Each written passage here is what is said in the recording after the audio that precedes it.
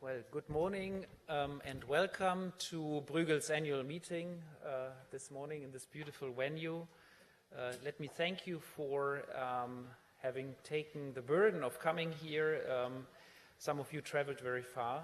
I think we look forward to a very exciting day with lots of different issues to discuss, lots of interesting and new panelists. And I think we really cover a lot of the hot topics that will be debated here in Brussels and all over Europe, certainly in this political season after the summer. Perhaps the one topic on which we do not have a panel is migration, but we couldn't cover all the topics that are sort of now in the front page of our debates. But we do discuss industrial policies, we discuss inequality, we discuss decarbonization and industrial change. Of course, we do discuss the Eurozone governance, which is now back as a big topic again. We discuss multi-speed, whether or not that is desirable. And we will discuss finance and housing, and whether or not we will see bubbles in Europe. So that's for the program today. And then we have, of course, the dinner with Peter Casimir speaking, the Minister of Finance from the Slovak Republic. So without much further ado, let me welcome you and thank you for coming and hand over the floor to Reinhilde, who will chair the first session.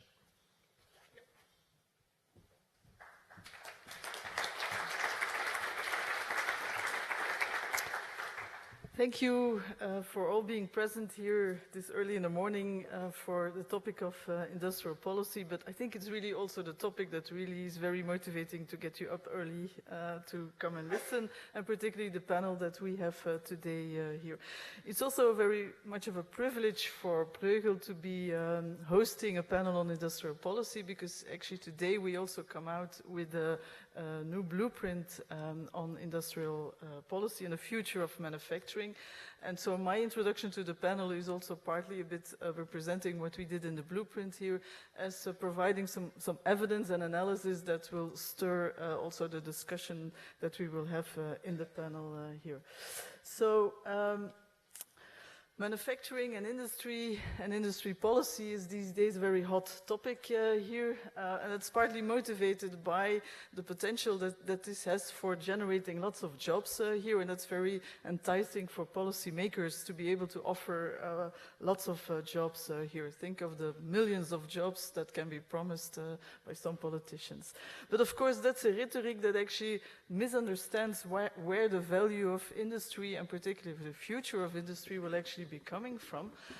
So it's not in the quite large number of millions of jobs that could be offered, but it's in the type of activities and the type of jobs that the future of manufacturing will be offering, that it will be important for the economy here. So this new version of manufacturing cannot be expected to be generating these millions of jobs that some politicians hope to get out of this here, but that nevertheless still requires that we need the future of industry here, not for the quantity, but more for the type of activities that will be done. So we need a better understanding of what this new manufacturing will actually be contributing to the economy here, in order to better understand where the policy support should actually be coming from here. So why is it that manufacturing these days is so lovable?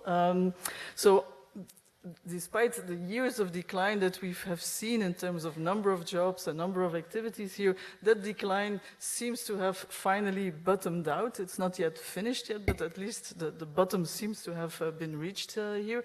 Also, the stories of massive outsourcing of manufacturing to Asia, also that story seems to have bottomed, seems to have ended, which doesn't mean to say that it's reversing, but at least it's bottoming out.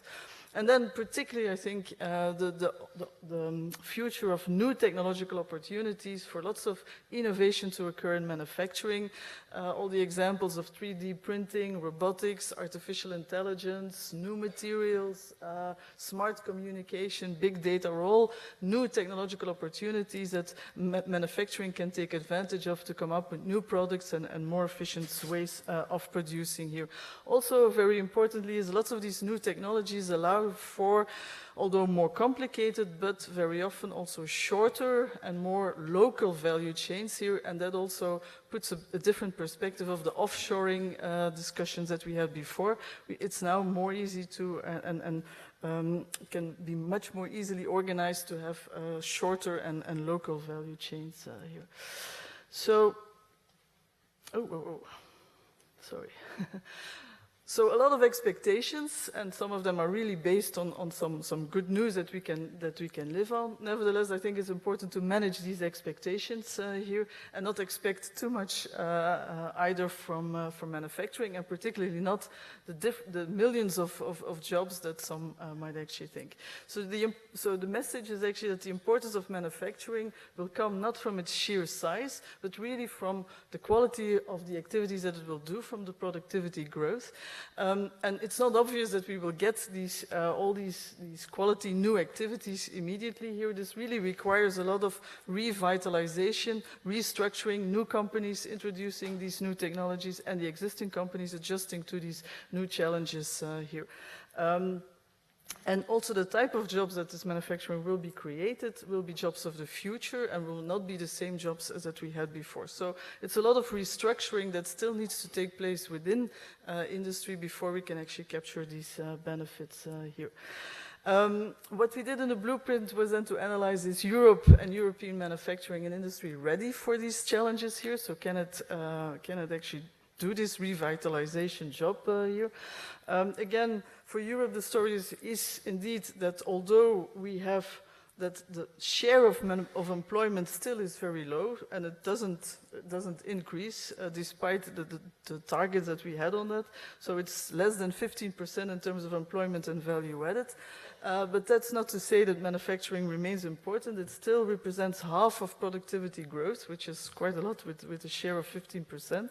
It's also very important for business R&D and for external competitiveness with exports and imports. So manufacturing, even if it's not big in terms of size, still remains very important, particularly for productivity growth. However, it's not only manufacturing, it's also other service sectors that are very important for productivity growth. So a pure focus on as if only manufacturing would be able to create value added and productivity growth is also a bit biased. Productivity growth and high value added activities can come from any sector as well. So if we then look at particularly what the challenges are for the EU manufacturing in order to realize that revival here, in the Bruegel blueprint for which we are coming out today, here we're actually looking at particular challenges that European manufacturing still faces in order to make that revitalization and to be contributing to productivity growth in Europe through high value added activities here. One first important challenge that we're looking at is the innovation capacity of manufacturing, but also in other service sectors here. And there we do know already from quite a lot of analysis that European innovation capacity is somewhat slower to respond to new challenges here, because we are still stuck too much into old medium tech established sectors and companies here. And to make that revitalization, we need much more and quicker switches to new sectors and to new firms here. If we look at digital technologies, that's a typical challenge. It's an opportunity, but also a challenge to be integrating new digital technologies in existing manufacturing firms.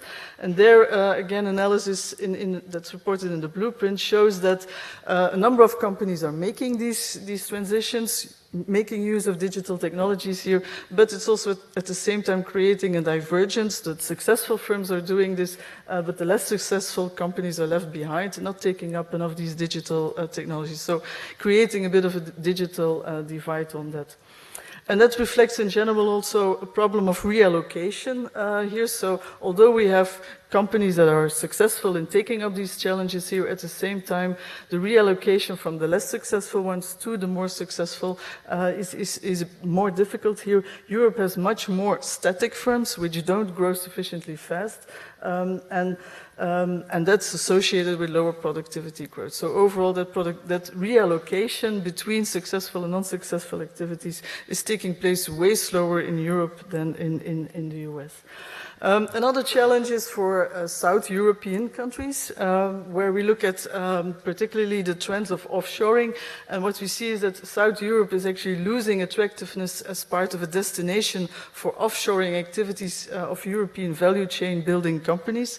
And that's, of course, a particular challenge that we need to address also at the policy level here. Central and Eastern European economies are still very interesting destinations for European value chain building from European companies, but nevertheless still have a very important challenge in order to upgrade the quality of their activities that they provide in the value chain in order to be able to capture value here. So quite a lot of challenges in bringing the latest new technologies such that their contribution to European value chains becomes much more substantial. Then we also look at particular sectors. For instance, low carbon technologies. It's very often identified as a potential hotspot for European manufacturing. But if we look at the extent to which European companies and regions are developing specializations in low carbon technologies, so what the analysis shows is that you need to have already substantial comparative advantages in these technologies here, but you not just only the niche technologies here, but you need also adjacent technologies and specializations in that, and value chains that are built around broader technology clusters in order to be able to build strength in low carbon technology, and that's still a challenge for Europe to further develop. We also looked at the energy industry as an important sector in Europe as well, and the extent to which they are reacting to the possible opportunities for a new future energy industry here. And there we find, again, the same kind of divergence in the sense that some of these energy companies are really successfully transforming into becoming smart energy service providers here, but again, some of them are really having a hard time reshaping their business models here. So again, a bit of a divide in terms of successful ones versus unsuccessful ones here. And then we finally look at also some service sectors here, fintech, and what challenges Europe would have there. There we find that although, so this is a service sector, not necessarily manufacturing, but as already said, value-added creation can come from anywhere. In this EU fintech, a big challenge that companies really are having is the fact that regulation for fintech is still very much non-harmonized across the European level here, and that's a serious barrier for the development of EU fintech. And if we look at e-commerce in Europe, and particularly cross-border e-commerce, again, the fragmentation of the EU market is shown to be a big barrier for development here. So in these sectors, particularly the lack of single market is a serious barrier here. So what do we draw in terms of EU policy implications here? So what definitely is clear is that just targeting a minimum share that industry should have is not the right approach here, but that's also not the approach that currently is taking here. So what we are advocating for is a way more horizontal policy in order to remove any kind of barriers for firms to be able to revitalize and take up these new opportunities here. So horizontal EU growth policy, and that's actually also what we see in the latest EU communications on industrial policy to be the angle taken. It's very much a focus on horizontal policies, improving the framework conditions, emphasizing research, development, innovation, digital information, so all the things we actually have also identified in our blueprint. However, at the same time, it also says it's important to continue existing policies here and to take also sectoral initiatives. For instance, like the key enabling technologies, or the Defense Action Plan is a very targeted sector. So in that respect, there is still also scope for targeting particular sectors here, and it's finding a right balance between that horizontal and more targeted approach, which I'm sure we will be discussing in the panel in more detail. And what we are basically proposing is that in order to really ensure that the EU is walking its talk in terms of staying sufficiently horizontal here, we really want to analyze and to be able to monitor whether that industrial policy development is indeed delivering with regular empirical analysis and feedback into policy making here. And that monitoring should indeed have sufficient sectoral perspective to see whether in particular markets the policies are working or not, and are indeed improving Europe's position in terms of competitiveness. So sectoral monitoring with an effects-based holistic horizontal growth policy, that's what we propose, rather than an ex-ante targeting of specific actions here. And that could be implemented with having a very dedicated cross-DG unit for market monitoring in order to balance that horizontal versus more targeted approach. So I guess, so this blueprint is coming out now and actually can be accessed now. There is a leaflet here, and you can actually screen and make sure that you can download it. Please also tweet it and comment on it. But we already start the commenting and the discussion with the panel here. We have 3 very great perspectives on this to really feed the discussion here. So we have, on the one hand, on my right hand, we have Lowri Evans, who is the, so who, oh, no, I forgot my,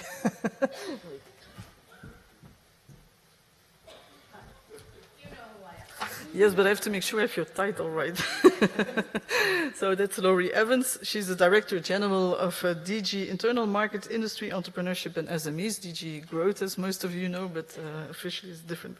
So she will have a good perspective of what the perspective is of at the EU level of the industrial policy and all the questions we addressed here. Then we will move to Steffen Kampeter, who is the Director General of the Confederation of German Employers Associations. So he will give a broad view on how industry looks at this. Particularly we're interested in the German perspective, because a lot of Industry 4.0 actually came from the German perspective here. So experience from there is definitely also very helpful for the EU level discussion. And then last but not least, we have Emmanuel oh, that's a difficult name. Lagarrigue, who is the Executive Vice President of Schneider Electric, and that will actually give a perspective from a large important player in industry here, how they are dealing with these challenges of restructuring and revitalization here. So, Lowri, I suggest that you start, and then we take that perspective. Yep, you need... No.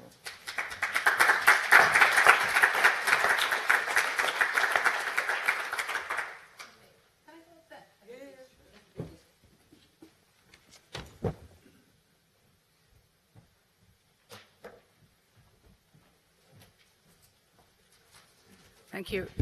Reinhilde, your blueprint makes it possible for me not to talk in too much detail, because a lot of what the Commission is actually trying to do at the moment is reflecting your analysis. So let me say in general terms that we share what you're saying. So what I'll try and do now is complement it a little bit and try and introduce immediate comment and extend or point into specific bits a little bit more to try and encourage the, well, questions and comments from the audience fundamentally. So we also share the starting point. Let me say it like this. Industry policy is really, really important. The manufacturing part of industry is really, really important. It remains important, as it always has been, as it has been for a very long time, in terms of job creation, job retention, job creation, and value creation and growth. So the future of the European economy absolutely is reliant on us having effective conditions for industry to be successful. So the starting point is the same. It isn't a different starting point to 20 years ago or 50 years ago in essence. But as you have said, the conditions the world conditions, the conditions around us, are changing very fast. Technology is changing, the world is speeding up fundamentally. So it's a moment of very dramatic change. So the new thing is, in effect, in aggregate terms, the pace of change. So there's an urgency dimension now, which is different to 20 years ago. And this is not so much recognized, not recognized enough, I would say. The starting point is positive. We shouldn't be complacent, but the starting point is positive. European industry is doing a very good job. It's not a basket case region. There are really excellent competitive players in Europe that are doing very well in the global competition. Their relative competitiveness is good, the relative productivity is good, the innovation is good. And the numbers show that. I've got some numbers with me. Since 2013, industry has 36 million direct jobs now. That's a little bit more than manufacturing, but it includes manufacturing. Since 2013, industry has added 1.5 million net jobs. And within my industry data, I haven't got the exact figure, the net rate of change for manufacturing is higher than that aggregate. So it's good. I'm going to do an immediate but, which is a political but as well as an economic but. The improvements in industry, the improvements in manufacturing that we're observing right now are not evenly spread. And this is a political problem. There's a social distribution problem. So in the Commission now, we actually recognise that the distributional effects dimension of industry policy have been underestimated. In a sense, politicians need now, they think they understand, this is the Trump effect, this is the Brexit effect, arguably, that the effects of wealth generation need to be more equally shared. And there's a regional dimension to this in European context, which is very notable. So against that aggregate, very positive story for EU, there are 17 EU regions where industrial employment has declined by more than 5% a year in the last 6 years. So more than 300,000 jobs lost. And if we have status quo ex ante going forward, that's going to get worse. We can't have those regions falling behind in that sort of trend way. So there's something going wrong there in the overall picture. Let me emphasize the value chain aspect that you emphasized very much so as well, Reinhilde. We're trying to understand the picture, not just from which member states are exporting what or which products are being exported where, but what's behind. So what is the integration effect in Europe? What's the reality of integration in Europe? Is it a positive? How can we accentuate that more? How can we make that better? Because the thing that's changed, again, over the last 20 years is that you don't really have a German company doing something in Germany, selling from Germany throughout the world. I think the German, this is what I'd like my German colleague to comment on later. You have partnerships with companies, a supply chain across Europe, across the world that enable the final exporter to do really, really well. But we need to develop a much better understanding of the supply chain story to understand what is happening across Europe, how we can make that smoother, how we can improve, how we can facilitate even better integration effects in Europe. That story is really not over. And then the other dimension of value chain is we need to have a much better consciousness of where value is being captured. Where we have global value chains, it's really important to capture the value in Europe. And we need to be analysing how industry is performing, how it's going forward through that prism. It's partly about supply chain, it's also about regulatory conditions. The other dimension of this, which is very important and changing very fast, is the increasing blurring of a distinction about what is manufacturing and what is services. We love manufacturing, but it doesn't mean we shouldn't love services as well. And if we look at our export data, we can see from a European level that direct exports of services account for 37% of EU exports to the rest of the world. And manufacturing, just plainly like that, is 59%. So we know that manufacturing is really important for our balance of payments. But if we look at the value chain, the service component of the final manufacturing exports is really high. So if we disaggregate it and take indirect exports into account, services account for 51% of the value added exported by the EU right now. This is changing very fast. So the German industry, which we used to think of as manufacturing industry, is now a manufacturing and services supplier. So this is a fast-changing story.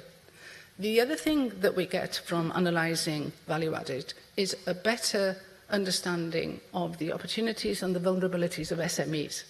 If we look at our exports, we see the exports of the large final producer fundamentally. If we look at our car exports, we think the car industry is a few large companies. But if you look into their supply chains, there are hundreds of thousands of SMEs behind. And if you look at the export figures through that parameter, the SME contribution in countries like Italy and Spain is 10 times greater than the data is showing. In Germany, it is even bigger. So this really reinforces, for example, the importance of SMEs to the European economy in a way that the data initially doesn't show. The other thing that value-added analysis shows us is the importance of integration and more harmonization, actually. Our data shows that even if we have a good story about regulatory burden at EU level, a good story about regulatory burden at an individual member state level, the supply chain analysis shows us that 20% of the regulatory burden on manufacturing exports from one member state is imported from other member states. So it's really important to push through the better regulation agenda, not just at the EU level, but also at the national and regional level. So there's a lot of stories there, I think. A dimension you didn't mention, Reinhilde, is investment. So this is one aspect where Europe is doing less well than it should do, and relatively less well than its main competitors. Mr. Juncker understands that. You know that one of his main flagships when he came in as President of the European Commission, or his manifesto was that we should do whatever we could to unlock more investment in Europe. And this remains valid, and it will remain valid going forward. So the success of the FC instrument at the EU is there, it's real. That's unlocked an additional €225 billion investment so far, July 2017 figures. But this is not enough. So there's still an investment problem in Europe. That has not gone away. The international story is there as well. You didn't address that. The Commission's position is summed up in 2 words: harnessing globalization. And there's a really excellent paper that I hope that you all should be reading, which is launching the discussion about what should be our international agenda in terms of the future of Europe. And that, I am sure, Mr. Juncker is going to talk much more about next week in his State of the Union address. So from the Commission, there is very much an openness for business agenda, but it's summed up with a little bit longer sentence, with the policy suggesting that we should have balanced, rules-based, progressive international trade and investment agenda. Because the reality is that we do not have reciprocity, we do not have a level playing field, so we do have to manage that whilst remaining open. We can perhaps address that in some of the questions. So in terms of future orientation, we're doing well, but we must not be complacent. And there are areas where there is room for manoeuvre and room for improvement, I would say. So there are 4 parameters. let me sum it up like this: people, territory or place, technology, and joining up. So the people aspect is skills, but it's also about distributional effects. It's not leaving people behind, but also making sure that industry is not suffering bottlenecks in terms of jobs and growth expansion, which is the case at the moment. I think our training and education systems are demonstrably not up to speed because we are not producing in Europe or in any member state really enough of the skilled workers, and we are not either reconverting the people that are losing their jobs in the speed of transition that we are in now. So our experimental proposal at this stage is that industry should be much, much more involved in training and skills provision than the present systems actually cater for. I personally don't think this is a money issue. There's a lot of public money, a lot of private money going into skills and training, but it's not targeted very well. So we need to go and address the high skill things, but also be sure that we don't leave the people that are actually not able to go into the high skills area. We do need to have sectors, perhaps like tourism, for example, which are capable of absorbing mass labour, but at a slightly higher level than we have now. So this skills agenda dimension is really important for industry policy, but it's also really important in social and political terms. The place or territory dimension is a little bit of an echo back to the value-added story. We need to know what happens where, and in public policy terms, understand much better what is happening in reality in industry.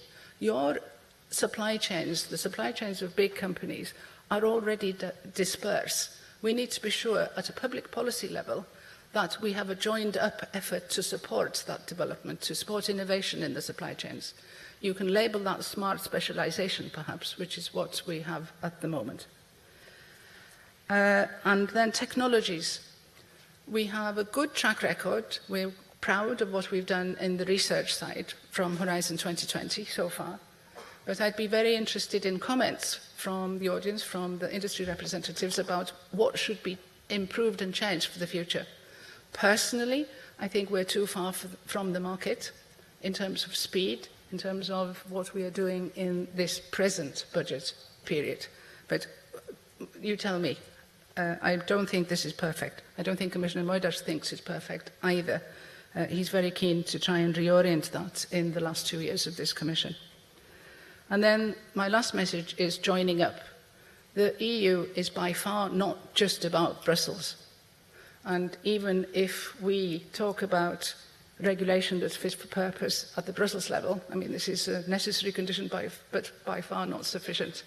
So what we do in the semester, what the member states are doing at national level, is arguably even more important. And we need to have an analytical framework which joins that up, and we haven't got it so far. I find your monitoring suggestions really, really useful. My concluding first remark is that the Commission really is doing the horizontal approach that Reinhilde has outlined. We want to do whatever is useful to create better framework conditions that lets industry do the job. We know that there's more to do, and we are listening very, very carefully. Any good idea, we take it up. Thank you.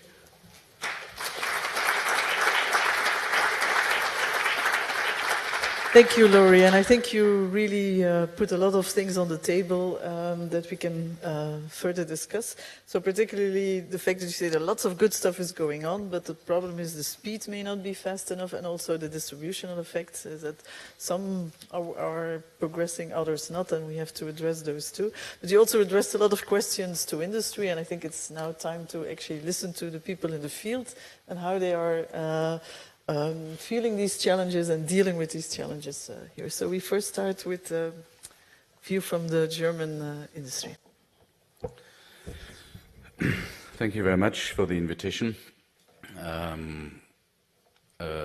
thank Guntram and his team, especially Reinhilde, for preparing the conference in this panel.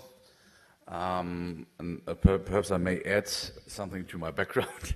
I'm with the BD, with the German employees for 1 year only. Before that, I was 26 years member of the German Parliament.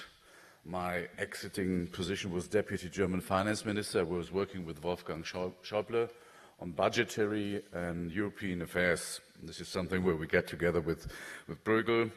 And so my thoughts on that one had three perspectives: the parliamentary, the government, and the business perspective.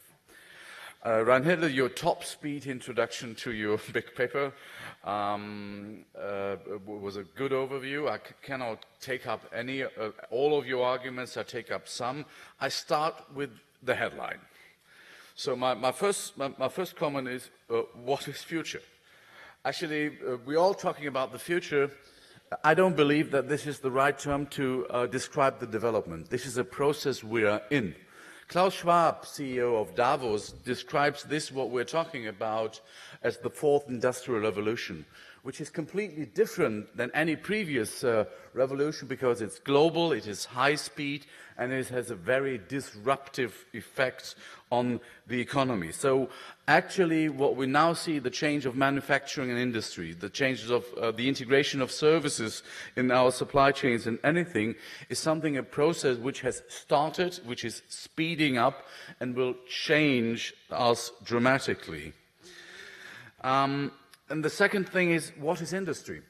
First of all, I may joyful say, okay, we're back from the services to the core business. Because if we talk about growth, and everybody was talking about the service economy, and financial markets are driving us into the wealth society. Now we're coming back to industry and manufacturing. But actually, the return to that issue is a different issue. As you pointed out before, for example, what is a farmer in the primary sector? He's completely digital. Without GPS and modern digitalized harvesting systems, he cannot work. He's a farmer 4.0 very much today. And if you, for example, go to Klaas, which is a machine building factory, they would never say that they are machine building factories today. They deliver harvesting systems today. Or a company, any enterprise in the secondary sector provides services themselves. This classical separation that you have a service sector and an industry sector does not reflect at least the reality in many European and global business. And a company like Uber, what is it? Which sector is it? It doesn't produce anything, nor does it provide services to clients. It organizes drivers who are mainly self-employed.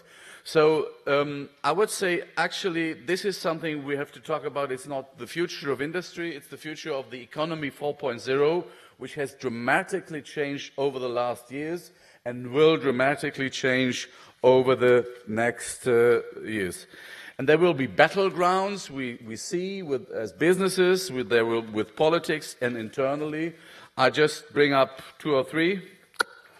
And the first thing is manufacturing will change in a way, and you brought up the skills issue. Our companies say that, or to start with another intro, if we look into the papers, the future of industry is unemployment. That is some of the mainstays. If you look into the papers, fears created millions of unemployed workforces driving through Europe as a result of digitalization. The truth is, probably there will be a complete change in the skills manufacturing will need. Many jobs, my children are 15, and 11. And 4 out of 10 jobs they probably can working have not been developed today. And if you see that as a danger, you're probably right if we do not react to that. But obviously you have the biggest task of the future of industry into that respect is to build bridges from the qualification we need today to the future qualification. That, for example, means something for a secondary vocational training and others. It's not for the generation X, Y, Z challenge. I'm the bloody guy. I'm beyond 50. I work in a company, and my skills probably can be automized. We have to re-educate me, and probably skills. It's not the economy stupid. It's the skills stupid. And what we have to look at. Please organize the skill reallocation close to companies. Being a politician, I have to say, I'm not the guy to tell companies what they can do. Now, in business, even a national association shouldn't do that. Subsidiarity in the skill question is key, so we need a framework to develop that. This is a classical public-private partnership on the skill issue, and this will be the top issue for the acceptance of this digital transformation of industry. And the second thing is I want to, I'm going to technology later, or very soon, is we need flexibility for the work. Actually, the classical issue, if you will hear Rainer Hoffmann's on the next panel. In Germany, we had the debate on the 35 hours week. That was in the 70s of the last century. And now we have the debate actually not on how long we do work, but how we do organize work in parts. How long do we sleep? We have a European directive, of course, for that, which is much more liberal than for many national work time regulation. What we need is flexibility. Because the classical, traditional type that you leave your home, jump into your office or into your factory or anywhere where you work and get at home at 5, and this is your work time, is not longer the prototype for future work. We will have different, varying forms of work time. We will have different, varying workplaces. You can organize manufacturing with your iPad. Complex technological processes, at least when you control them, you can organize them sitting in your garden. That is a type of work probably politicians want to regulate. We recommend don't do that. Flexibility of work time, of work spaces, and work organization will deliver something as a push for productivity. And the other do not really believe that this is a surplus for them. But being engaged in getting people into my association, which can be my children, actually they have a completely different approach to work time, to work-life balance, and flexibility. Probably, if we don't organize that as company, we will not have the profit of sharing the digitalization benefits and integrate them in our issues. Number 3 is infrastructure. Günther Oettinger is always talking on broadband and all this, which is completely right. If we do not have the infrastructure, we will not have organized the future of economy 4.0.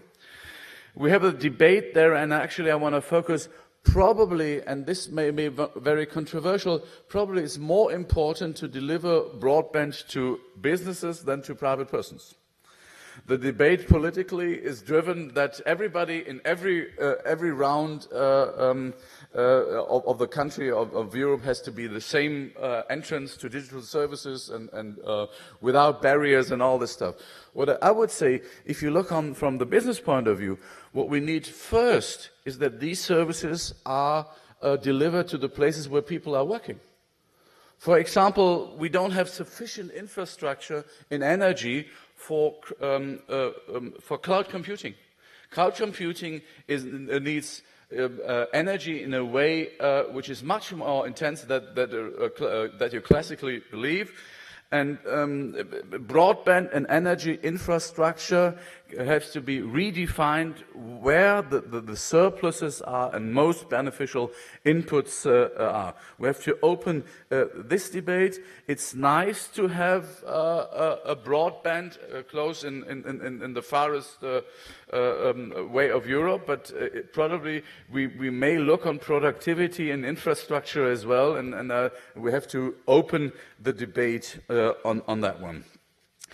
And my fourth point actually is competition. These new structures need a completely different approach to competition. For example, digital services offered by a small company from California, Google has a market share from beyond 90%. That's a big case for DG Com. It's a question.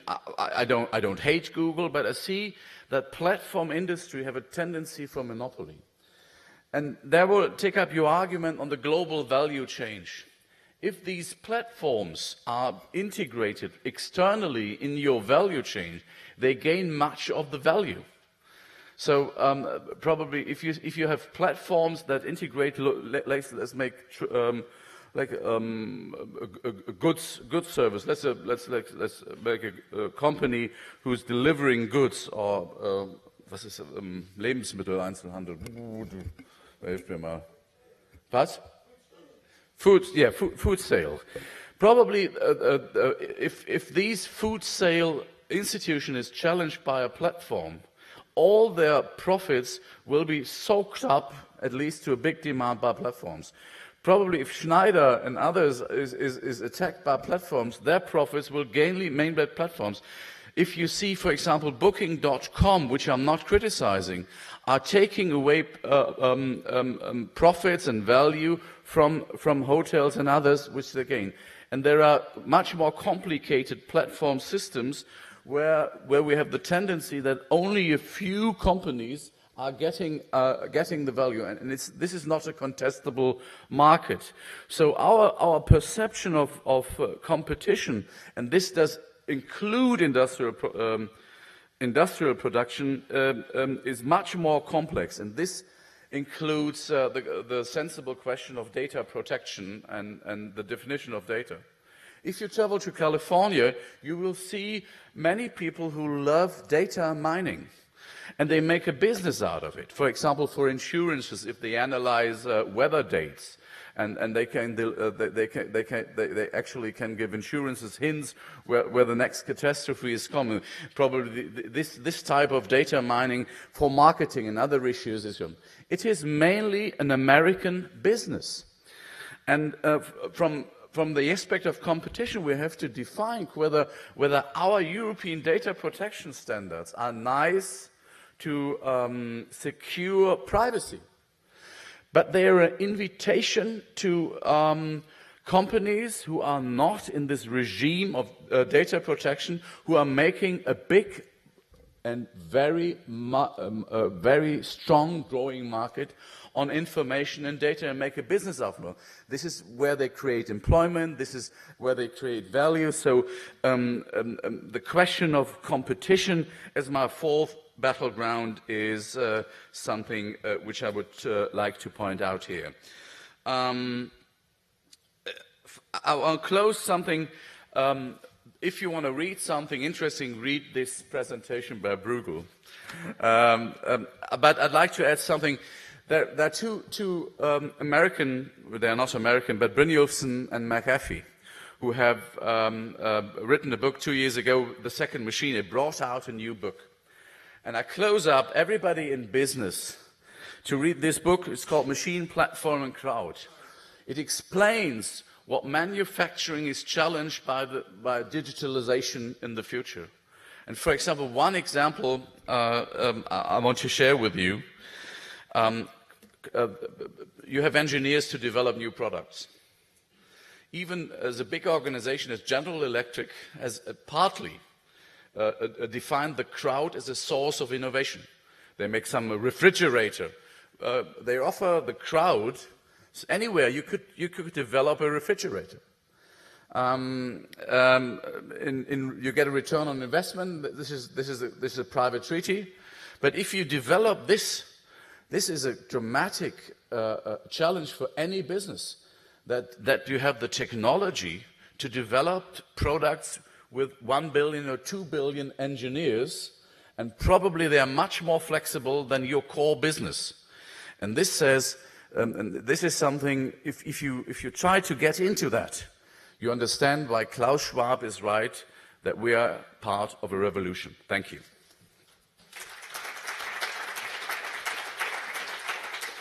So you pointed already at some important policy areas like skills, the competition policy, infrastructure. We will pick up all these points later when we're discussing particular policy areas. But now I think it's high time to really listen to what, at the company level, how these challenges are actually dealt with.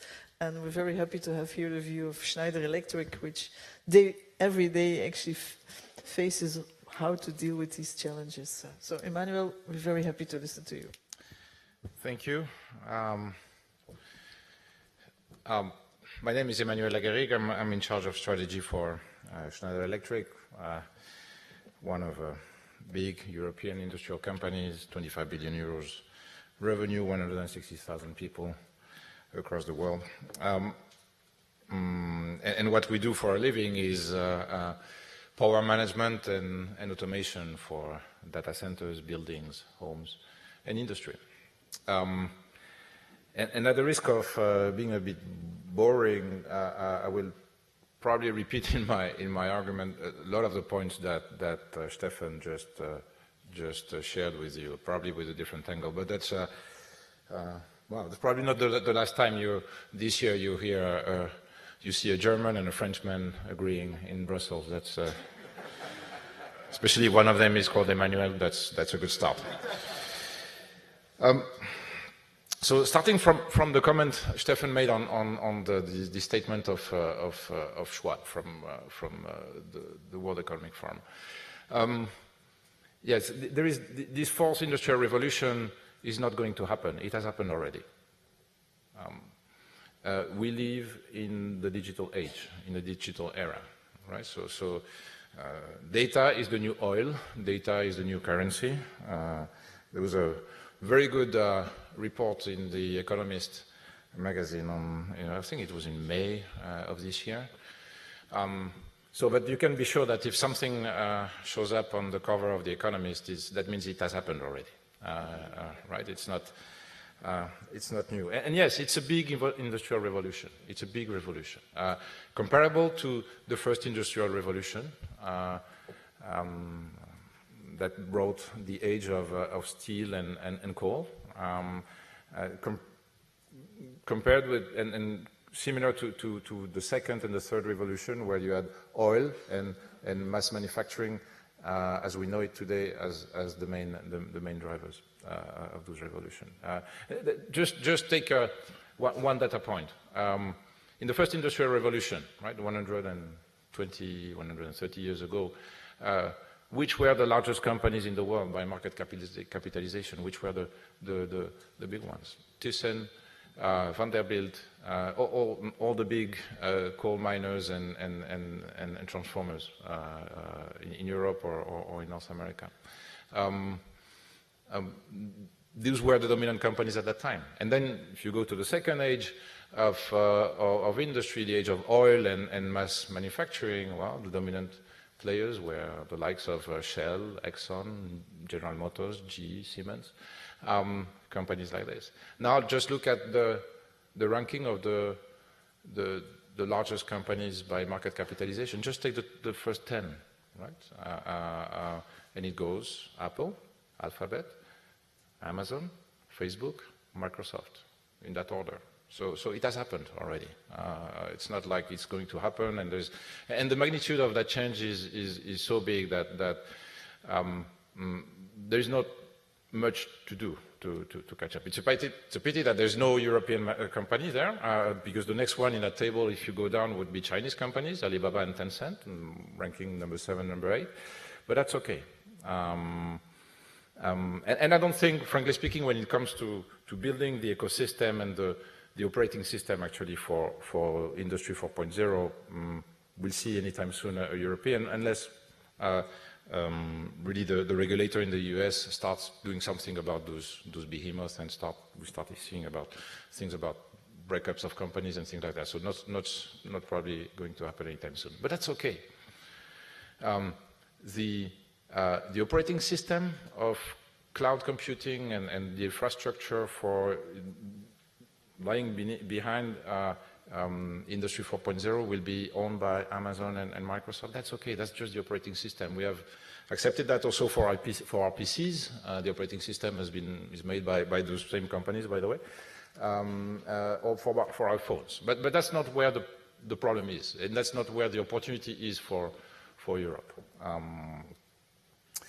The opportunity for Europe in that transformation of industry, in this Industry 4.0 paradigm, is in the specific knowledge of the technologies and the processes. And this is something that where you find distinctive competencies and unique competencies and technologies in Europe that you don't find in the US, that you don't find in China. You may find them in Japan to some extent. So this is where the strength of Europe is, and this is where the opportunity is. And of course, it's about software, it's about digital services, it's about transforming the knowledge many of the SMEs in Europe have around industrial processes or industrial machines into digital services, and making that, and using that ecosystem of platforms to make them strong in Europe and outside of Europe. And of course, in that regard, if we continue measuring the success of industrial policies in tons of steel or number of cars we export or number of people working on an assembly line, no, we won't get there, because yes, this is not probably where the value would be created. Think about it. Think about who are the largest companies in industrial software today. Dassault, Siemens, Hexagon, now Schneider Electric, thanks to the acquisition of a UK company a few days ago. All European. There are a couple of US names like Autodesk and SIS in that league also, but not as dominant as the European, not as specialized as the European. And those European companies are ruling the world when it comes to the specialization, when it comes to the deep knowledge of a process. This is where the opportunity is, in creating, on that base, digital services. Let me share with you an example, and it's especially relevant for SMEs. So we are working in Spain with a machine manufacturer. They manufacture car wash machines, right? Those machines that you put your car inside and it washes your car. A few years ago, they had a traditional industrial model, which was basically what they were making money out of making machines. Today it's about the machines are connected, and today most of their earnings and margin is coming from the services they sell. Because the machine is connected, they can anticipate when it's going to break down, and send and dispatch a technician on site before it breaks down, so that the machine is always on.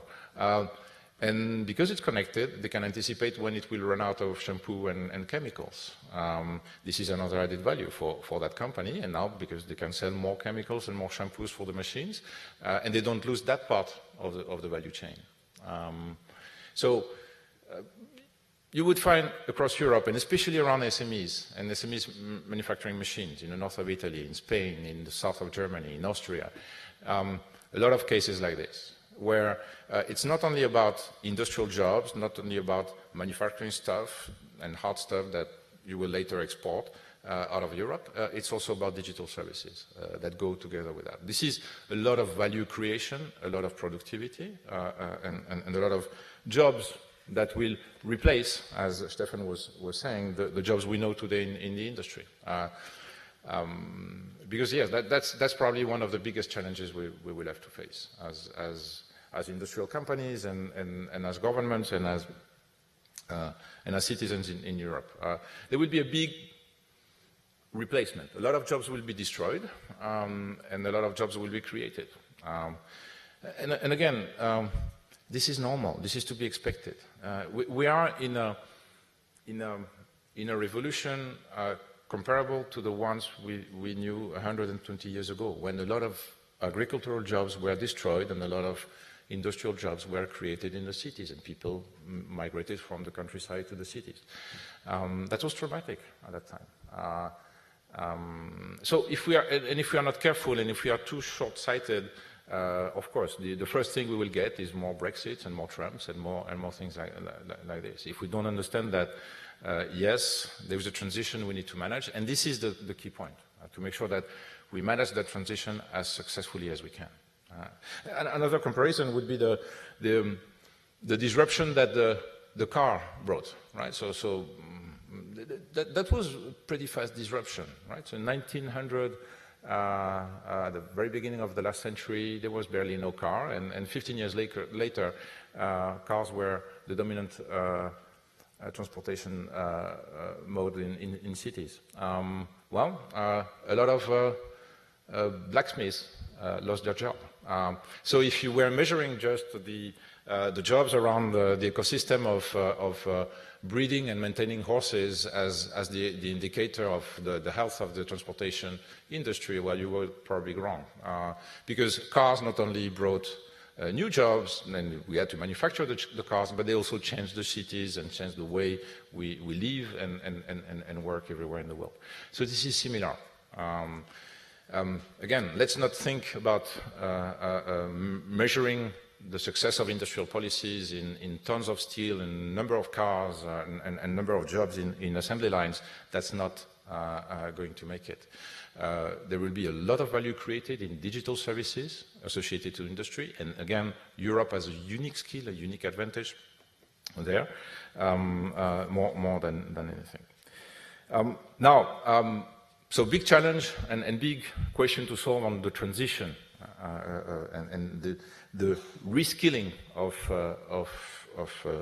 Europeans towards those new jobs that Steffen was mentioning. The other topic we will have to address altogether is about probably data.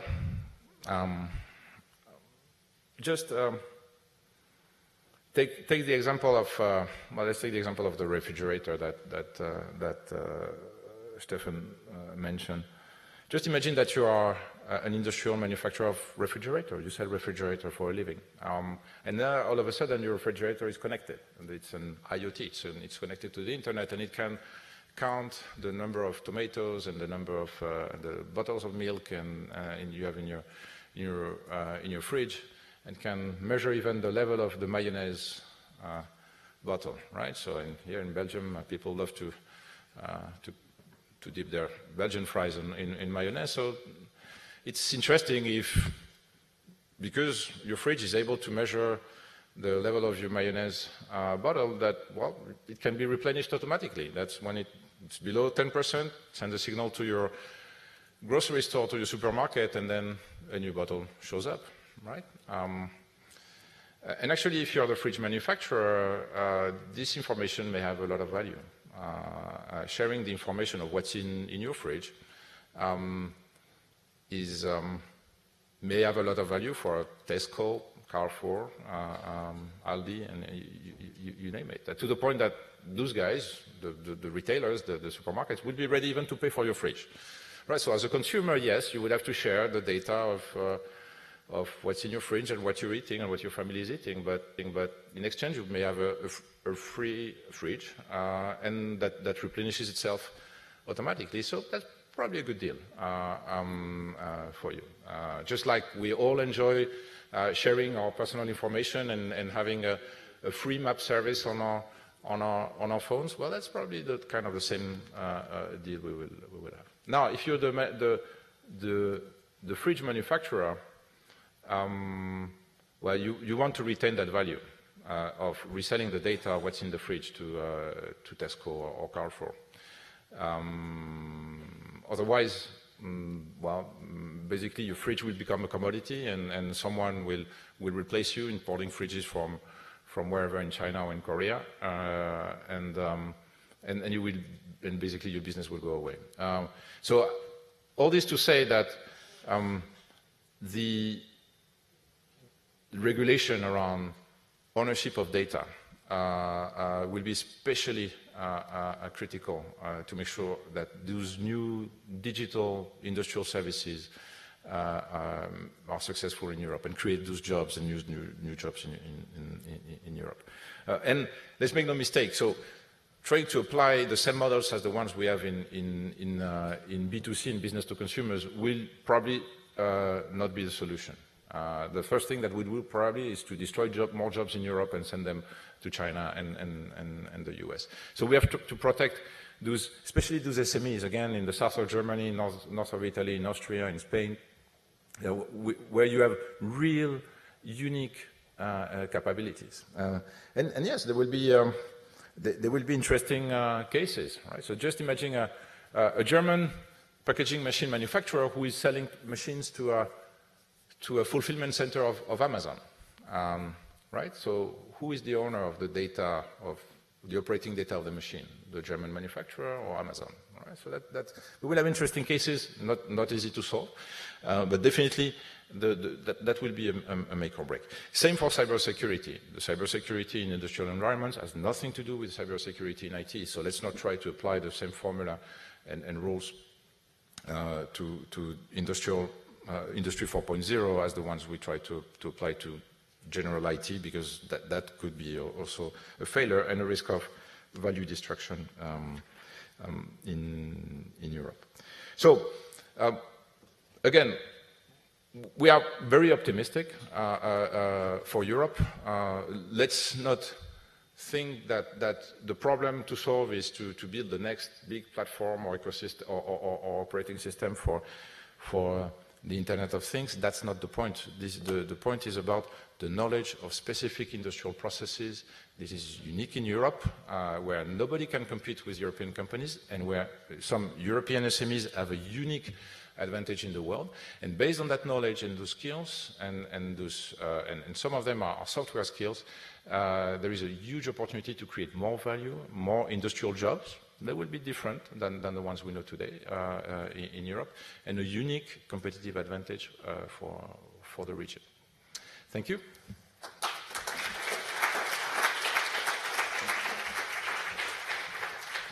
Thank you. So the big question that we have here is the future of industry. So what is the future? And I think we all agree that the speed with which things are changing, that's really unique now, and it means that some companies are already in the future, now already very much revitalizing and taking up these opportunities.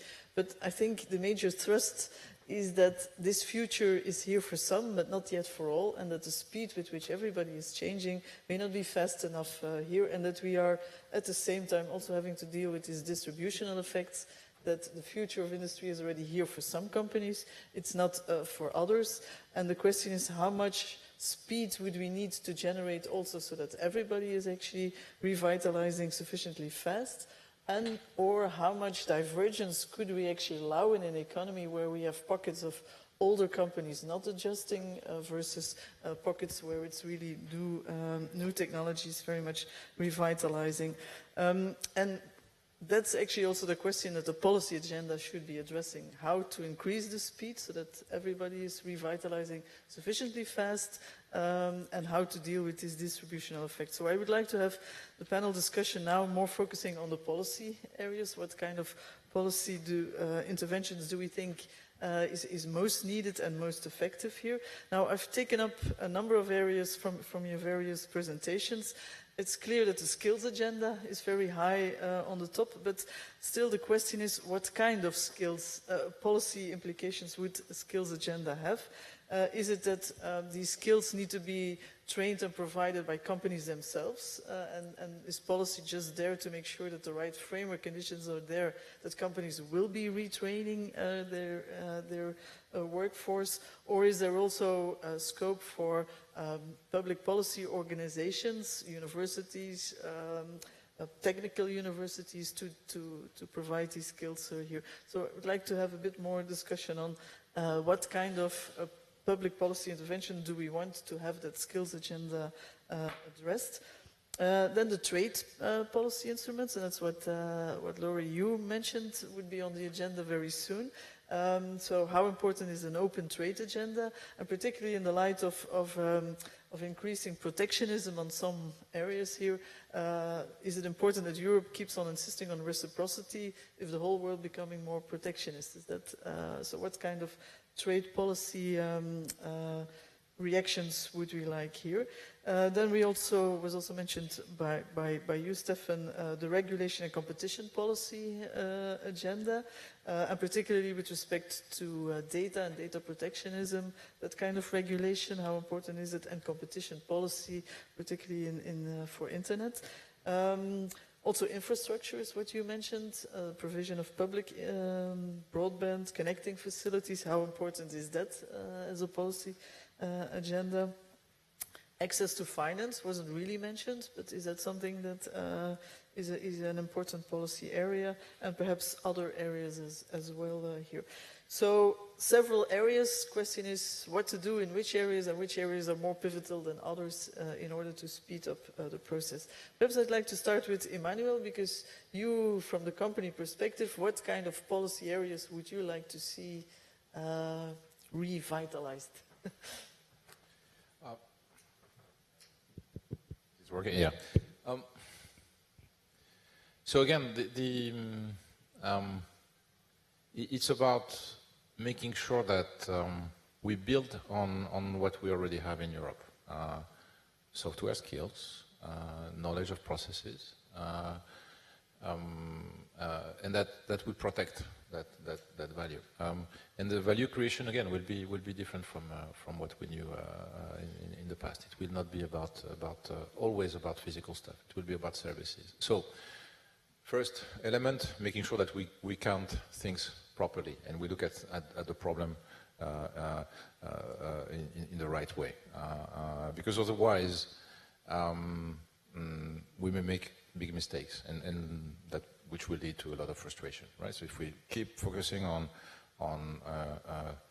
again the tons of steel and the number of cars we export, that's probably not going to be the right thing. Now, being able to measure the number of software engineers, the number of digital service, industrial digital services we create, this is the way to measure this fourth industrial revolution.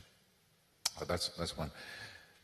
Second, I think we have this big, in terms of policy, and that will be very, very difficult. This is this reskilling of Europe. And it's not unique to Europe, it's happening everywhere. And here we have to make sure that policies are adapted to that. And I acknowledge it's difficult because this is precisely not something that is managed or treated at European level. And last but not least, the cybersecurity and data protection laws, making sure that everybody understands that in the industrial world it's different from the consumer world. There are specificities, and that if we want to protect that knowledge and those skills we have in Europe, we have to have very specific a very specific approach to cybersecurity and data protection in industrial environments. So can I push you a bit more on the skills agenda here? So you say it's all about having this knowledge really well protected and developed. That knowledge is embodied in people, and that's why the skills agenda is so important. From your perspective, from your company, so how easy is it for you to find these right skills? Can you easily retrain them within your company? Can you easily find them in the market when students are graduating? Can you easily import them from abroad? So how easy is the international migration agenda for that? Is it sufficient what we have now in order for you to solve that skills problem? No, the short answer is no, and it's not easy to import them from outside of the Union. many very good software engineers being trained in China and in the US. They are not really willing to relocate here. So this is a challenge. So that will be solved over time. And back to Steffen's example of his children, right? So that generation, the next generation, has understood, and we have very good universities in Europe that are completely capable of bringing that new generation of industrial jobs. Now, the challenge will be that we should try to speed up that process. We cannot wait a generation. And this is a tough question. And reskilling and retraining people, of course, 10%, 15% of the people will probably be able to be retrained within a very same company. But we have to address the point from the reskilling and the retraining of people who are already at work today, and it's a collective effort between industrial companies and governments and regulators. And we also have to make sure that the education system stops producing now jobs for the industry of yesterday, right? So let's not, back to the analogy of the car, let's make sure that the education system doesn't produce more blacksmiths, because we won't need them. We will need data analysts, data scientists, process architects, software engineers, and so on and so forth. This is what, and we need more of this. So this is a bit the challenge we have to cope with. Yeah, so it's specific skills and also being able to attract them on a global scale rather than... So that global dimension then brings also a bit the trade agenda in the picture. So, Lowri, can you comment a bit on what kind of trade policy predictions we can expect? Okay, let me say 2 words on skills as well. I think the existing public systems are very supply-side focused. So the universities run the system for the universities more than in terms of anticipating today's demand and tomorrow's demand. So we have not got systems that are linked sufficiently to the demand side, I would argue, organizationally. And the public money flows are going into the supply side, but we don't have the sufficient organization within most member states outside the vocational systems, which are working relatively well in some member states. So there needs to be radical reorganization, I would say. We talk about curricular changes. Curricular changes will take 20 years to work through, and it doesn't actually cater for retraining of workers who will be lost in the disruption, which is happening now. This is socially and politically not going to work. It's very drastic, the changes that are needed, I think. So I'm much more aggressive on it than Emmanuel. I found very polite there. Okay, so you're making the point that besides of the training of new skills, it's also important to retraining. So I liked very much what Steffen said, his concept of public-private partnership. I think this is a very good summary of the change of approach that's needed, I think. So I think that's where I would be. And is there a role for the EU level to play in that public-private, or is it something that should be left to regional? And I'm going to speak in an absolute private, personal capacity now. Always. I personally think that the EU has a very strong potential lever in the European Social Fund, which is not being deployed with enough effectiveness in terms of leveraging change. But that's my own personal view. It's not necessarily the Commission's position. Fully supported. Okay. In terms of the trade agenda, this is about politics more than economics, fundamentally. There's a lot of ideology around the discussions on international agenda. And I think there's a genuine discussion now that has started between the heads of state and governments, partly because Mr. Juncker put some very difficult issues in a very simple way on the table. So it's too soon to predict which way this European conversation will go. We're looking for the first public engagement. So I really think that we look for Mr. Juncker to push that a lot further already next week.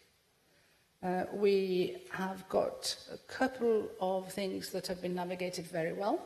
I think that the China market economy status principle was navigated very effectively, smoothly, with no disruption in practice, but no stupid concessions by the EU side. That was good. The EU-Japan elements of agreement is excellent news. This is very positive. This is, two economic blocs having a mutually beneficial liberalisation of agenda to mutual benefit, the win-win there. But there are outstanding conversations to be had about trade defence, about public procurement, and about the screening of foreign direct investment. And in my personal opinions, I'm not going to share with you on that one. And you will have to wait for Mr. Juncker's speech next week before you have even a hint of what the Commission thinks. Yeah. Okay, thank you. So I take it that the trade policy agenda should be a bit less political, but more. But another dimension of trade policy is actually the internal market. It's not an external trade policy, but for companies to be able to build European value chains, we also need a well-functioning internal market. That's, of course, way closer to your agenda here. Do you think we still need to also make progress there? Would that be also still an important part of the policy agenda for helping revitalizing faster? Yes, it's fundamental. I think that this has been the big surprise for me in my present job. So I haven't been in my job very long, but I came with some preconceptions, and most of those preconceptions are now shattered. Okay? So you come with the preconception that the single market works. You very quickly understand that there is no single market for services to speak of, despite our regulation. Our regulation was fudged. It was never going to achieve what we wanted it to achieve, and the implementation is poor. Okay, so on the services side, there's really a lot to do. And as I was saying earlier, this is really also very important for manufacturing. The goods side is much less good than I thought also. So we are putting together what we call the goods package at the moment, which is about market surveillance and mutual recognition. So the consultative process that we've been engaged in with industry, with member states, with the Parliament over the last few months reveals that even on the goods side, we should be doing a lot better. Market surveillance is more letter of the law than a reality, which is a problem, in terms of safety of goods, in terms of level playing field for manufacturers. It's not an integrated, fully well-functioning market. And mutual recognition legally exists. We're all being trained about the Cassis de Dijon case law. But if you look out there, large companies basically produce more or less the same product and can sell it across Europe because of branding, I think, and because of control of distribution. Small companies have pretty much to adapt to local market conditions, and they can whistle for recognition on the Cassis de Dijon principle. Yeah. So there's a long way to go. This is a positive because, in fact, there are economic gains to be had that are low-hanging fruit, frankly. Exactly. I wanted to say the same. So it's a low-hanging fruit, really, to try to improve internal market, but having a more effects-based analysis rather than just processes and screening whether we have the legislation in place, what is working and what's not working, and particularly what's working and not working at the level of particular markets or segments here. Yep. Okay, so we know what to do. So can I now turn to Steffen? So you mentioned also competition policy as an important issue, and then the access to public infrastructure, connecting infrastructure here. So do you think we already have everything in place there? It's just implementing it, or do we need much bigger, drastic improvements in these areas? No. Probably this is under construction for the next decade. But I'd like to take up one argument first. You said about something of redistributionary effects. So if you ask me what policy we ask for, I first answer you what policy we do not need. So it's any type of conservation issue. There's a radical change in economic development. And one of the founding ideas as an association for steel and coal was structural management of this change. This change, and if my working assumption is right, is not a traditional economic change, but a high-speed revolution. And what we do not need is politicians, when business models are challenged or workforce is challenged, that they say, let it be like it is today. Then the future of industry will be unemployment and not future. To be a bit over-exaggerating, but that will be the result. What we need is a framework of flexibility, and that the businesses decide where are proper opportunities. Let me give you one example to illustrate what I mean. What is a car? A car is sold today by a car building company. You do two things with it. You enjoy riding, or you're going from A to B. And the revenues of the car is that a consumer of the car industry is that the consumer is paying you 20, 30, 40,000 euro for the car. You use it, you sell it, and you get ownership. Self-driving cars are very used to you, everybody. Self-driving cars will challenge the business model of the car industry more than you probably have expected.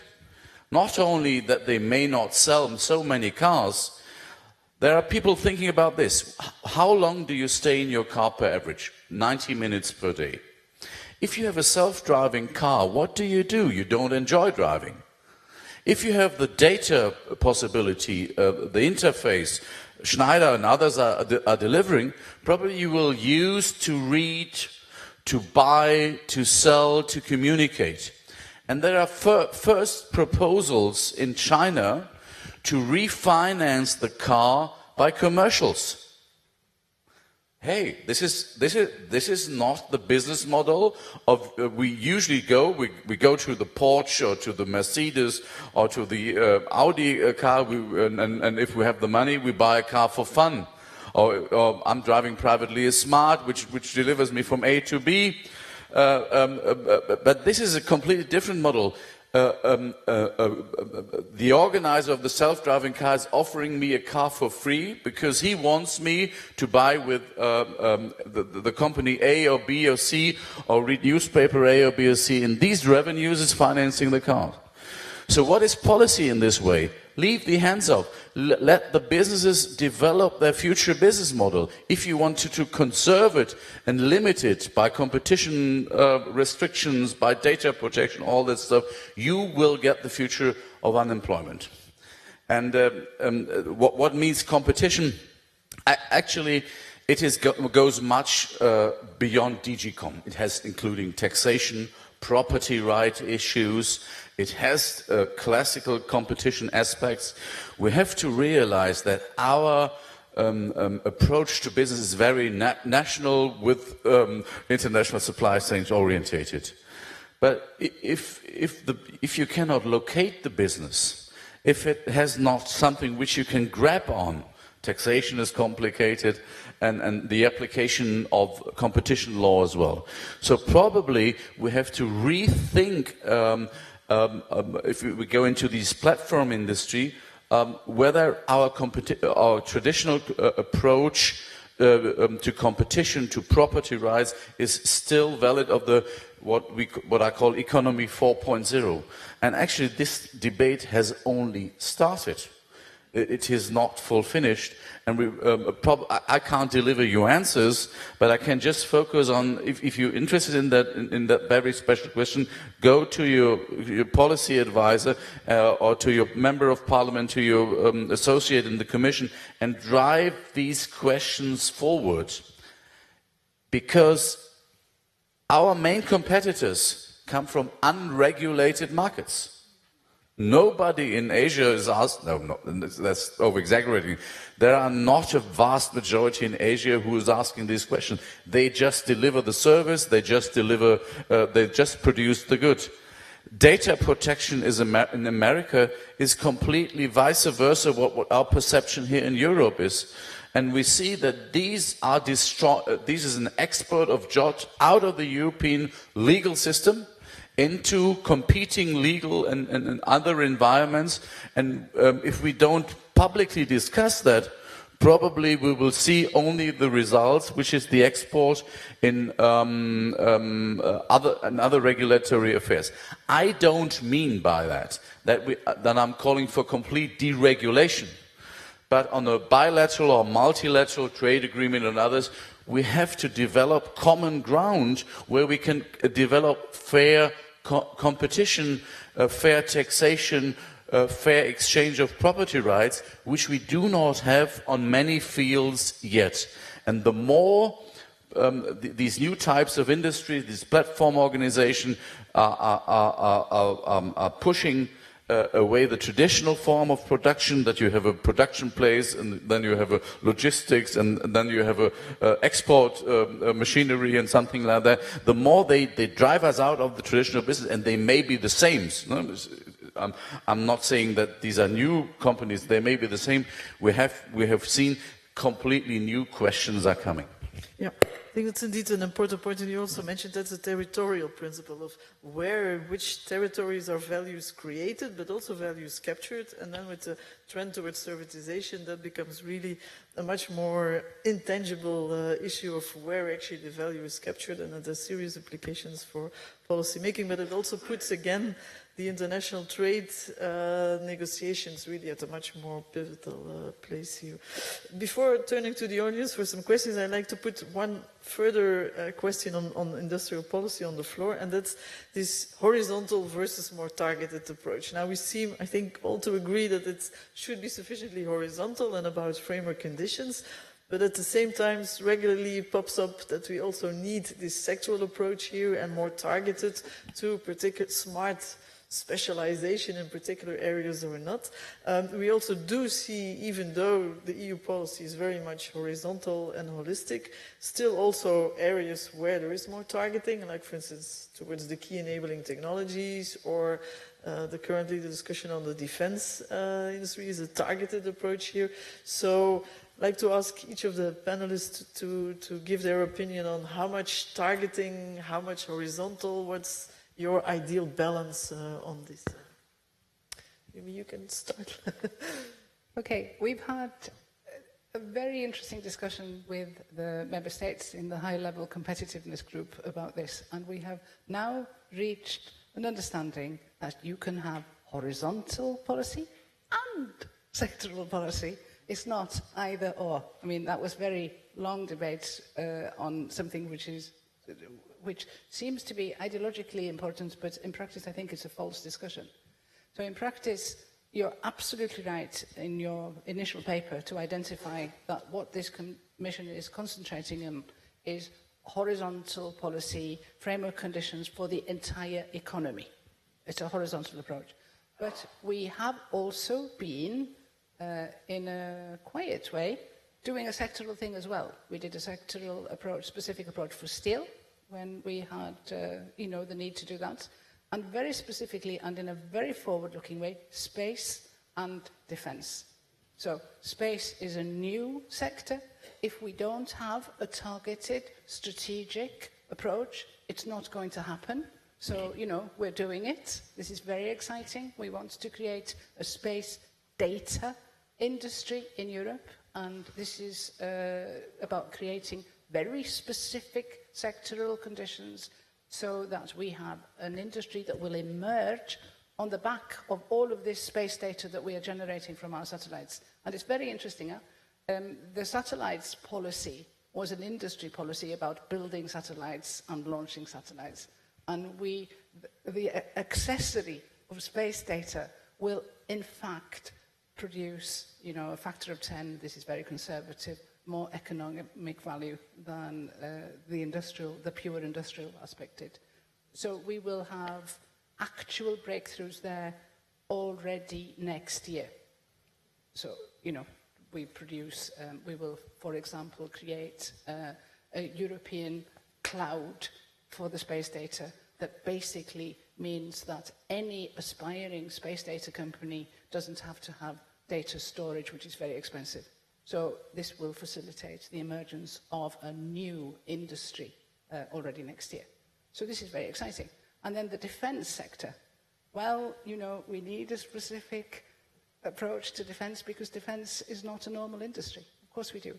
Will we need other sectoral policies as well? Perhaps. I'm completely agnostic about it. Either we need it or we don't need it. Yeah, so indeed the examples that you mentioned, like space and defense, are very specific sectors because there the public sector is also a very important consumer, and but that also means that in terms of the instruments that would need to be deployed in a sectoral approach have more to do with the demand side here, like public procurement would be the most important instrument for defense and space. So again, do you think that a European public procurement policy where there would be much more a truly single market for public procurement, would that be the most powerful instrument for a sectoral policy for supporting the defense industry? I think that's fantasy, what you're actually proposing there. It's, you know, it doesn't actually match where the politicians are. Yes. So, you know, I'm not going to answer the question. I think it's not relevant. Okay. Thank you. Yep. May I contradict? I think a clear pledge to horizontal strategies. Yep. I do not understand why we believe that the Commission, the government, my former colleagues know the future better than the businesses. Yeah. Let's talk about mobility. I take up the mobility.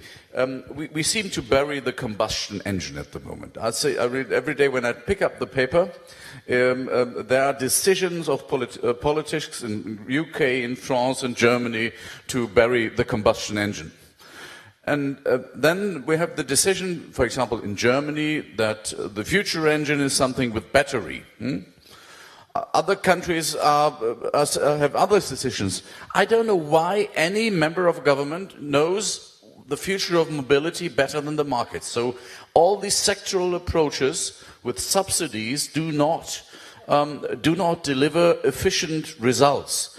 Why not giving tax reductions to research and development, then decide what engine form in 20 years when the combustion engine is politically seems to be buried, to decide. So all these sectoral aspects can just be can be in general better performed by horizontalization. There are techniques like, let's say, fusion techniques where I would suggest public money.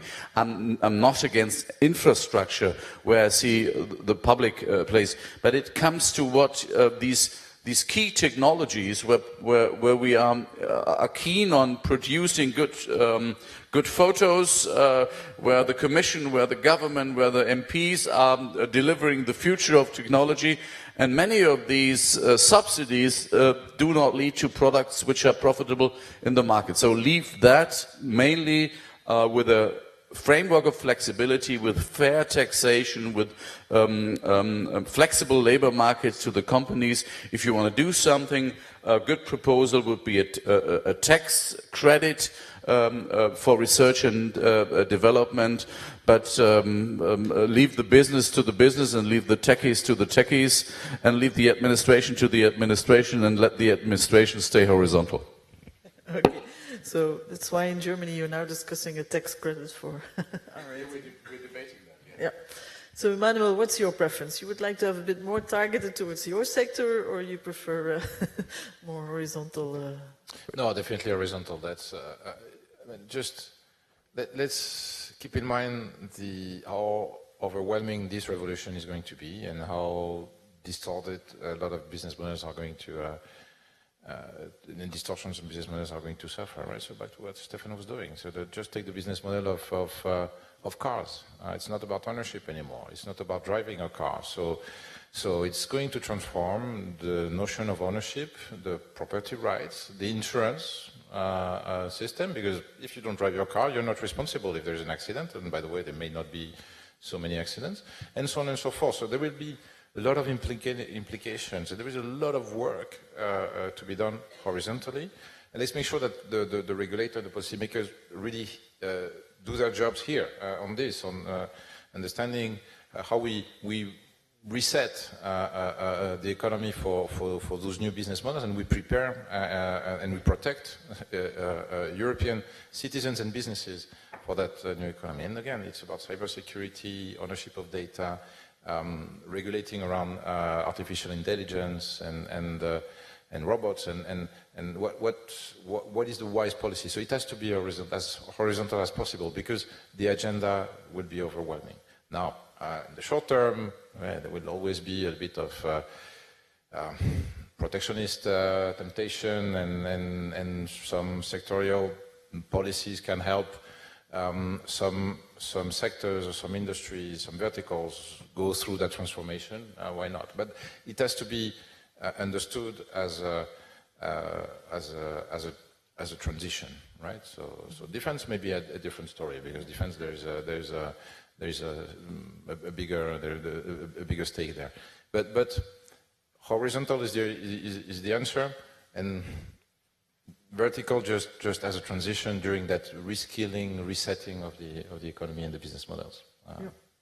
Okay, so I like to interpret your reactions as support for our proposal is that indeed we should go for horizontal, but we should be monitoring whether all these horizontal policy interventions are effectively working, and working at the level of specific markets here. And it's only if we see in particular markets that it's not functioning that then a more targeted, then at least it would be an evidence-based approach, and would definitely be temporary to diagnose and remedy some of the problems in particular markets, but once that's settled, we can revert back to a horizontal one.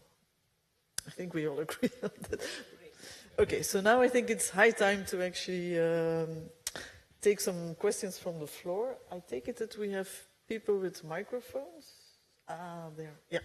Okay, so I propose you raise your hand high enough so that person can get your microphone. Here, so I see a question here and here. You already have a microphone. Wow. Right. Yeah, okay. Yeah. So perhaps also identify who you are so we can... Association. Now it works. Thomas Jørgensen from the European University Association. And skills, I mean, that's of course front and center in university policies this year. This is really where the big things are happening. But two questions. Basically the same question for two sectors. Do we really know what it is that we need, in the sense that we know that there are countries that have serious issues with graduate underemployment, but what are the systemic answers to this? Do we know why that is? We know that Germany is doing well with its high-level vocational sector, but does that solve the problem? Can we copy-paste that? I don't think we really know at the system level what it takes, and for the industry, I mean, many of our members do actually talk a lot to industry about curriculum development, and it takes less than 20 years to make changes. But one of the messages is, can industry, to what level can industry contribute to curriculum development beyond saying we need more digital engineers? What is the limit of that debate? What does industry actually know about the future of jobs? I mean, it's really important questions also for us. We don't have the answers in the university sector. Yeah, that's a good question. I'm proposing we collect a few questions and then go back to the panel. So we have here.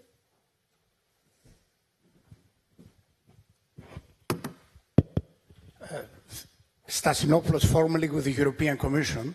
Thank you very much. I enjoy very much the whole presentations.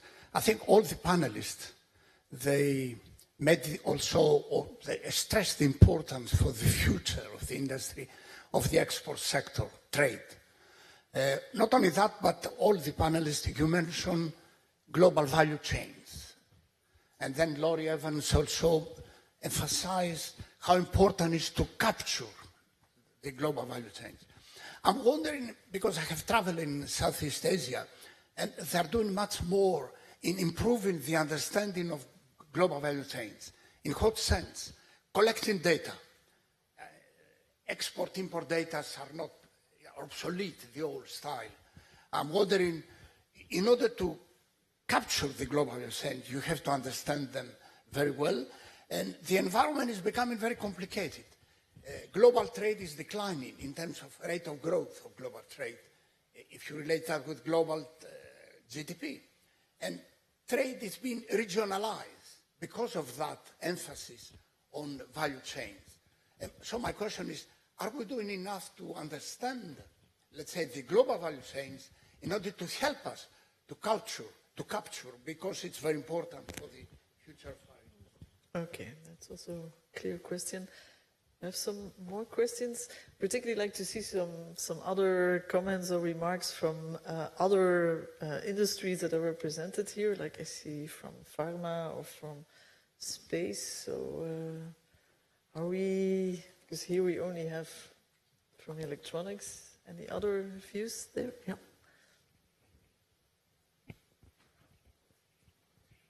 Thank you, but I'm not actually representing industry. I'm representing the Russian mission to European Union. Anyway, I'd like to just come back a little bit to the issue of protectionism, which was mentioned several times here. And first of all, I'd like to thank all the speakers about highlighting the great challenges to industry and European industry in particular. And one question, what do you think about, from my point of view, the new challenge which was recently imposed by new sanctions which were implemented by US Senate against Russia, but basically we may say against some European companies who are dealing or planning to deal with Russia. Do you count this as a challenge? And what do you think generally about this situation and the situation about when the Europe impose also the sanctions, which definitely affect both Russia and European industry? I would be happy really to listen to the opinion of industry side and of course European Commission side. And if Mr. Kampeter, I guess, would be happy to provide both views as a former politician and now as a representative of industry association. Thank you. Perhaps I can open up a bit the questions, not just only about Russian companies, but in general, how are we dealing with non-EU companies in the whole revitalization of European industry, I think would be a broader issue to discuss. Perhaps we can go back to the panel. So there was the question on the university switch and then what kind of implications, role they should play in the skills agenda. Perhaps you would like to... That is broken. Do we know what to do? That was the question. Actually, I think yes. At the moment, if you go through the education system, we have a lack of digital basic skills, probably all over Europe. If you go into schools, how they work, it's traditional 20th century. You have some highlights where you change. So what we need is a debate during the primary, secondary education system on basic skill. I'm not against liberal arts, I'm not against traditional education, but we have to see that this is just reading and maths is one of the skills we need for the 21st century. So we have there a reform necessity, which can be probably more addressed nationally than European-wide, but we have to open the debate. Secondary, if I go to university, yes, we need more techies. The debate of importing skills from Asia and other regions in the tech things, we have a lack of education in there. It's nice to be a lawyer, it's nice to be economist, but what we lack in businesses all over Europe are academically trained engineers in that way. And it's nice that their payments is rising, but this will be a limiting growth factor. And the third aspect, do we know the future? No, we do not. If I leave these basic skills and go, for example, into vocational training, we require flexibility. In Germany, the jobs are described on the basis of a social partnership agreement, where the trade unions and my colleagues are defining jobs. They share the education between the state-run school system and the businesses by clear curriculum, and we are developing these curriculum steadily forward on the digitalization. So a classical metal worker 10 years ago was a non-digi, and if you run a machine today in a SME in Germany, the most important thing is to use your iPad to control the processes. And yesterday, I was this week in a company who said, we are not at top of the development, we cannot wipe. So you know that the one consumer producer has this wiping technology. They are very modern, but they cannot wipe. So this was a classical vocational training. We have to continuously digitalize these vocational training schemes. We have to invite the people. And I pointed out before what we need, in addition to that, for the old guys like me, a type of, not re-education, that sounds a bit communist, a reorientation of the skills, those we have in the business, with very high human experience, but with a not as solid approach to digitalization, digital production. And if they don't have children, which are usually the best teachers for us, to use these modern types of communication and production technologies, we have to reorganize a new vocational training with digital basis. Unless we believe to exclude them from the workforce, which I do not recommend, and pay them some money to keep calm, which is, I would say, not a very human approach. A more challenging, a more complicated approach to reorganize their skills. This is completely underdeveloped, as I would suggest, in Europe. On some company level, can be seen. For SMEs, it's completely impossible to organize it, for example, like your company or Siemens and others. So we have to see whether we can develop for type of secondary dual education, a type of public-private partnership, which especially include the needs of SMEs all over Europe. On training, I think if we want to summarize it, so a process that would normally take a generation, right, to have the right skill set in our workforce for this future, well, we cannot afford waiting for a generation. The change has to happen now. This is the problem we need to solve. We need to jump a generation and to training the current generation today at work, making sure that they are up to this new economy, this new industrial economy. That's the challenge. There's also a question on how value chains would have an impact on how we measure trade, and so do we understand really this concept of value chain, what implications it has for thinking about. Let's be careful with how we measure value chains, right? So there is a very good example these days on the other side of the Atlantic. Donald Trump is dead wrong on how he's measuring the trade of the United States, right? So I want more industrial jobs and back to the coal mines in Ohio and blah, blah, blah, and all that. The good news for the US economy is that, well, most of the business community has now discarded and fled away from him. So they acknowledge that there is a strange guy in the White House, but they keep doing their business. But how would you measure the trade of the west coast of the US today, the trade balance of California, what is produced in the Silicon Valley, of Seattle, of what is produced in Hollywood? I would argue that well, for a reason, California is now the 6th largest economy in the world and a dominant economic power. They are not exporting physical stuff. They capture most of the value in many value chains. That's more about capturing the value than really exporting physical goods. This is why we insisted so much on services. This is a way to capture the value you extract and you create out of knowledge workers, mostly, and expertise. Yeah, I think that's a very important point, is the value capture.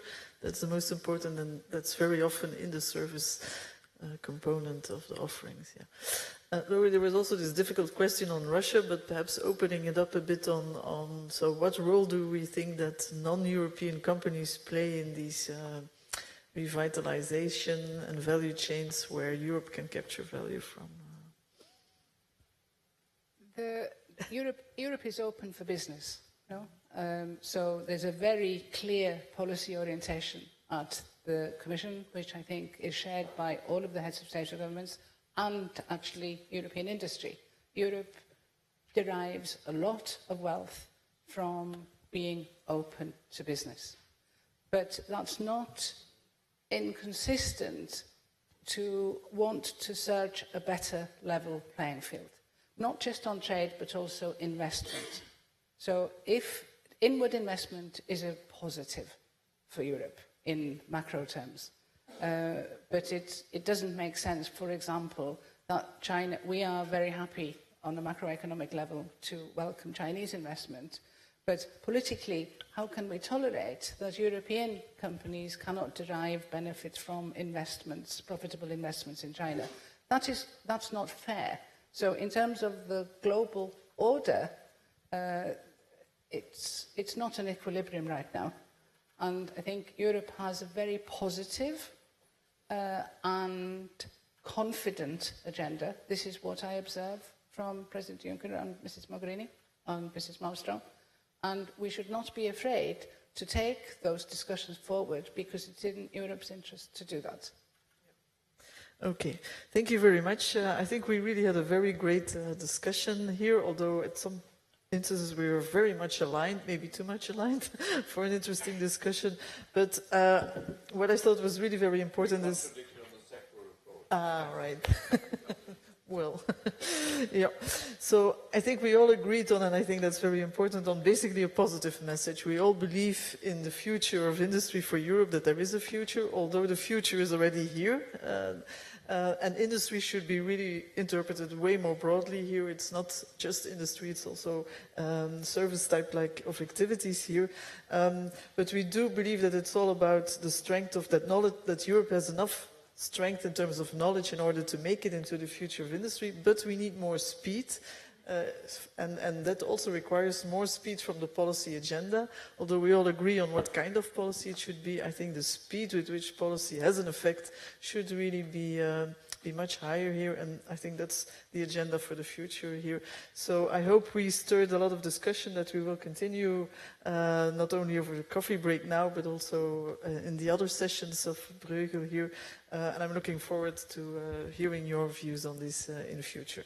Thanks a lot for the panel, for sharing and being very open and honest about your views on this here. It shows that we can move towards the future of industry. Thank you very much.